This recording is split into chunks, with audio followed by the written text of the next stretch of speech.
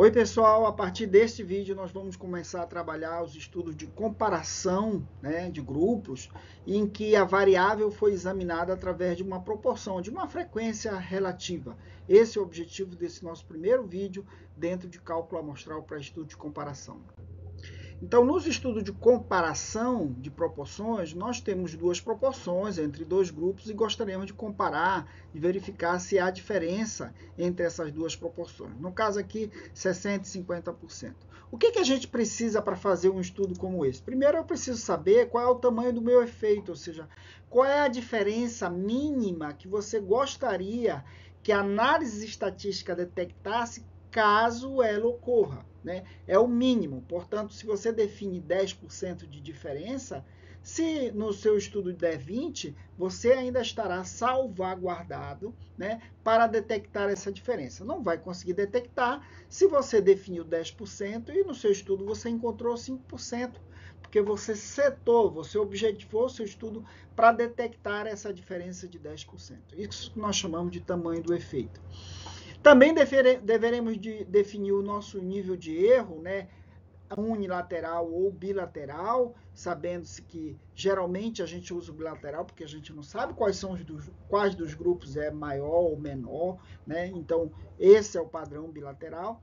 E definir também o nosso erro tipo beta, ou o nosso poder do teste, Lembrando que o nível alfa a gente seta para ser no máximo de 5%, e o poder no máximo 20%, no mínimo 20%, portanto, o beta, que deveria ser de no máximo 20%, 1 menos 0,20, 0,2 seria 80%. Nosso poder mínimo deve ser setado para ser no mínimo 80%.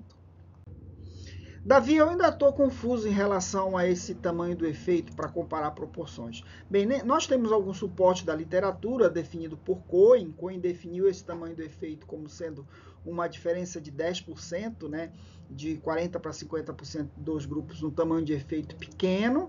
Um tamanho de efeito médio seria uma diferença de 20%, e um tamanho de efeito grande seria uma diferença de 40%. Lembrando-se que isso é na diferença de frequência. Obviamente que uma diferença de 10%, se você tiver 1% no grupo, no outro grupo você vai ter 1,1%, se a gente pensar em termos relativos, Portanto, o tamanho do efeito entre proporções não pode ser especificado pela diferença entre duas proporções.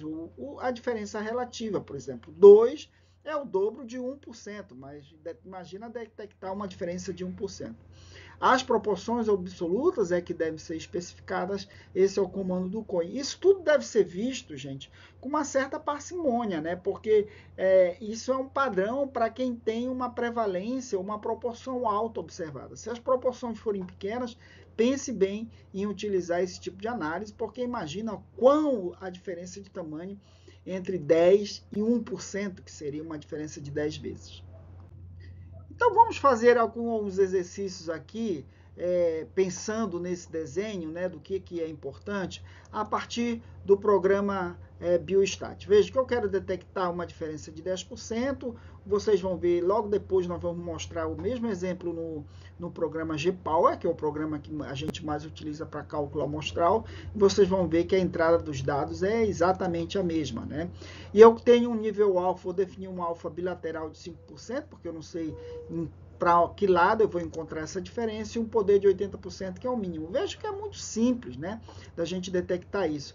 Então, vou lá no Biostat, em estatística, tamanho de amostra e proporção, diferença de proporção de duas amostras, E eu vou colocar lá qual a proporção estimada da primeira amostra, nós vimos que é 40%, 0,4%, da segunda amostra 50%, então a diferença a ser detectada é de 10%, e a relação entre as amostras, o tamanho das amostras é 1 para 1, poder do teste de 80%, nível alfa bilateral de 5%. Assim, para detectar uma diferença de 10% com 80% de sensibilidade, eu devo ter 387 indivíduos em cada grupo. Bem, vamos agora aumentar um pouco, né? De repente alguém pensou, nossa, 387 em cada grupo, são quase 800 indivíduos na minha amostra. Talvez eu tenha que pensar em ser um pouco mais humilde. E a humildade é uma característica que a gente deve ter em mente quando estiver fazendo tamanho amostral, né? Então eu vou pensar, bem, 10% talvez seja muito pouco para detectar. Eu poderia trabalhar com 20% na diferença de ser detectada, mantendo os mesmos níveis de erro alfa e nível beta. Então vamos aqui para o GPAL. Lembre-se que para detectar 10% nós tínhamos 387 indivíduos. E agora, então, eu vou mudar apenas essa proporção estimada da segunda amostra, mantendo todos os outros critérios, os pressupostos, e a minha amostra cai de 387 para 97, né?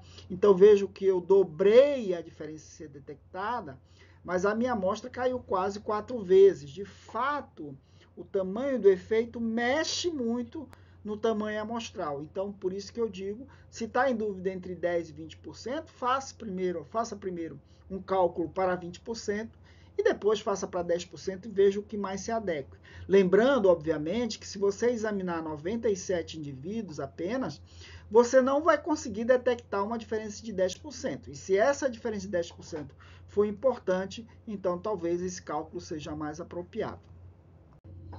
Vamos trabalhar agora com um exemplo em que eu vou aumentar o poder do teste. Se eu estou aumentando a sensibilidade do teste, eu preciso reduzir, isso é feito às custas da redução do erro tipo 2, do falso negativo, né? Então, o meu erro tipo 2, nesse exemplo, era de 20%, né? Poder de 80%, lembre-se que poder é 1 menos o erro tipo 2, e aqui é de 10%, portanto, meu poder é de 90%. Mantendo todas as outras características, eu vou ter que trabalhar com uma amostra maior. Então, uma condição que a gente deve entender é que quando eu aumento minha sensibilidade, reduzindo o meu erro, eu vou ter que ter uma amostra maior. E aqui mantendo novamente a mesma diferença, só que agora, e mantendo o poder de 80%, agora eu quero ajustar meu nível alfa. Eu quero diminuir minha chance do falso positivo, né? Que o nível alfa é o erro tipo 1 ou falso positivo. Então a diferença a ser detectada é de 20%, só que eu reduzi meu nível alfa, meu nível de erro tipo 1 para 1%, e o meu poder se mantém. Veja então que também há um aumento do tamanho amostral. Então, em síntese, gente, quando a gente mexe no beta ou no alfa, nós vamos reduzir o erro, né? E certamente nós teremos que ter uma amostra maior. Sem dúvida nenhuma, o programa que a gente mais utiliza para fazer cálculo amostral hoje é o GPower. O GPower é um programa gratuito, né? E que ele tem essa interface aqui, muito parecida. Nós vamos ter que ver a família de testes, né? No caso aqui, o tipo de teste estatístico, que é uma diferença entre duas proporções independentes. Essa é uma análise a priori. Se você esquecer esse caminho aqui, retorne lá no tutorial. No tutorial, lembre-se que a nova versão do tutorial tem todos os caminhos para a execução do cálculo amostral pelo GPower. E então eu vou colocar tail, que seria a cauda, né? O meu teste é bilateral, a proporção da 2 seria 0,5, a proporção de 1, 0,4, aqui eu quero detectar uma diferença de 10%. Meu nível alfa é de 0,05, não tem opção por unilateral, e o meu poder é de 0,8, e eu vou ter então 1 para 1 em cada indivíduo. Vejo então que eu devo ter 388 indivíduos por grupo, conforme a gente colocou anteriormente. Se você pedir aqui, o GPower tem esse recurso, você pode fazer uma plotagem no eixo X e Y, onde no X eu tenho o tamanho da amostra e no Y eu tenho o poder. Você pode variar isso, né? Então, observe aqui que a minha proporção 1 é de 40%, né? Se eu quiser detectar uma proporção 1 de 40% para 50%, ou seja, uma diferença de 10%, aqui eu vou tendo apresentado todos os tamanhos amostrais. Então, vejam que para ter 80% de poder, né, eu devo ter uma amostra em torno de 800 indivíduos, né? E se eu quiser detectar uma diferença de 0,4, de 40% para 60%, né, para 80% de poder, eu teria uma amostra em torno de 200, que daria 100 em cada grupo, conforme nós vimos no exercício que nós fizemos através do Biostat. Vamos fazer uma análise de cálculo amostral para um estudo já publicado, né? Então, veja aqui, essa aqui é a tabela desse estudo publicado numa revista de periodontia. Os autores examinaram essa variável, e essa variável tinha 64% de prevalência para um grupo que foi o grupo teste e de 50% para o grupo controle. E os autores não encontraram diferença, né? Provavelmente um tamanho amostral pequeno, vejo que de 60 para 54 é 14% de diferença em termos absolutos, né? E o teste não detectou essa diferença.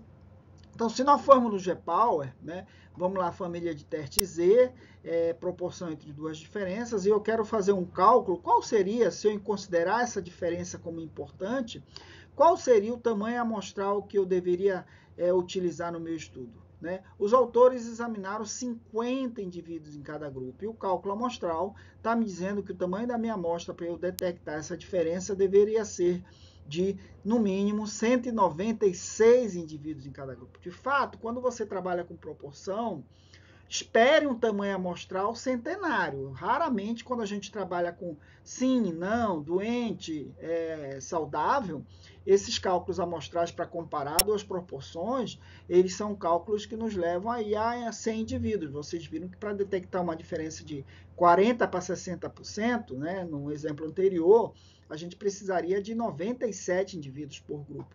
Então, pensem bem quando vocês forem trabalhar com esse tipo de escala de mensuração da variável que vocês estão examinando. Então vejam, gente, que não tem nenhuma dificuldade para a gente fazer um cálculo de proporção, comparar duas proporções, né? Se sua escala de mensuração é essa.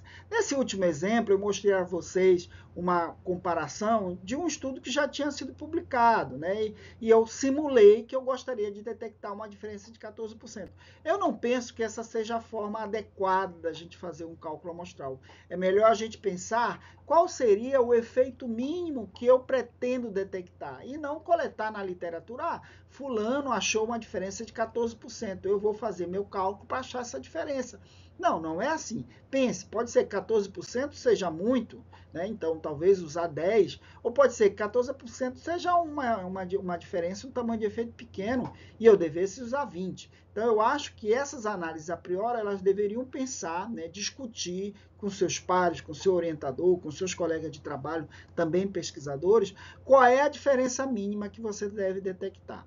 Ok? Bem, no próximo vídeo nós falaremos um pouquinho sobre cálculo amostral para estudos de correlação e ainda vamos falar sobre comparação de médias e também sobre análise de regressão. E eu aguardo vocês então.